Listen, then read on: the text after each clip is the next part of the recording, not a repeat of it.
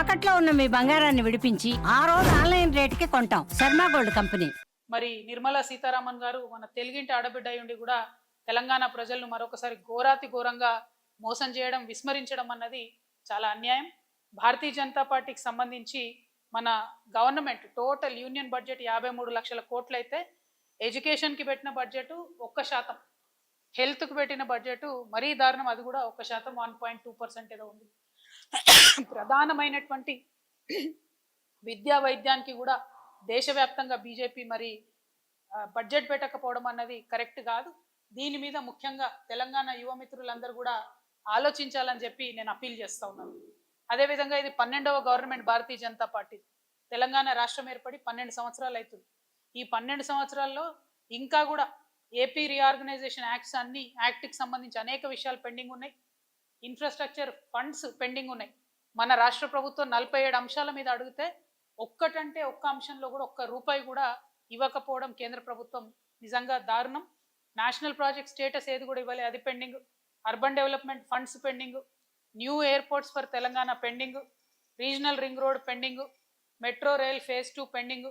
ఈ metro rail phase 2 pending ఎందుకుందంటే కిషన్ రెడ్డి గారు ఏమంటున్నారంటే ఫేజ్ 1 అయిపోయినటువంటి రిపోర్ట్ ఇస్తే రాష్ట్ర ప్రభుత్వం ఆ తర్వాత ఫేజ్ 2 ఫండ్స్ ఇస్తారంట.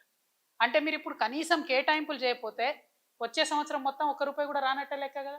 ఈ సంవత్సరం లోపల రాష్ట్ర ప్రభుత్వం ఫినిష్ చేసిన రిపోర్ట్ ఇచ్చిందే అనుకుందాం, మరి రూపాయి కూడా రాదు కదా. కనీసం కేటాయింపులు చేస్తే ఫ్యూచర్ ఉంటుంది.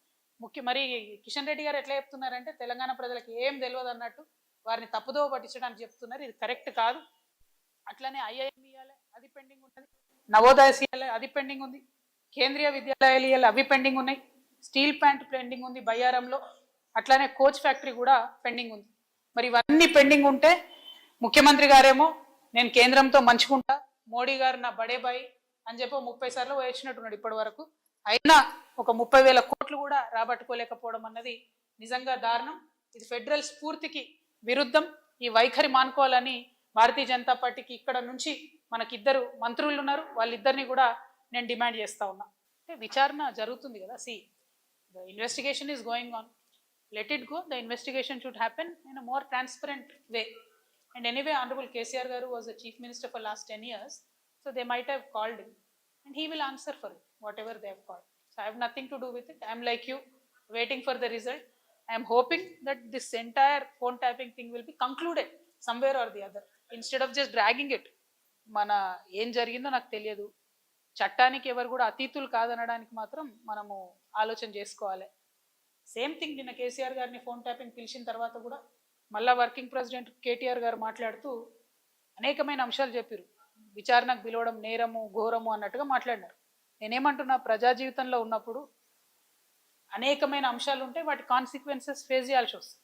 సో ట్రాన్స్పరెంట్గా విచారణ కొనసాగడానికి అందరం కూడా సహకరించి ఈ అంశాన్ని ఎంత తొందరగా క్లోజ్ చేస్తే అంత మంచిది. నేనేం తప్పు పట్టట్లే. నేనేమంటున్నా, వారు మాట్లాడిన మాటలు చూడండి. ఎట్లా అయితే మంచోడైనా చెడ్డోడైనా మేము చెప్పిన వాళ్ళకే ఓటేయాలన్నారో అసలు మమ్మల్ని విచారణకే పిలవద్దు అన్నట్టు మాట్లాడుతుంది. అసలు ఆ సిచ్యువేషన్ ఎందుకు వచ్చింది? ఇన్ని రోజులు పిలవలేదు కదా కేసీఆర్ గారిని విచారణకు.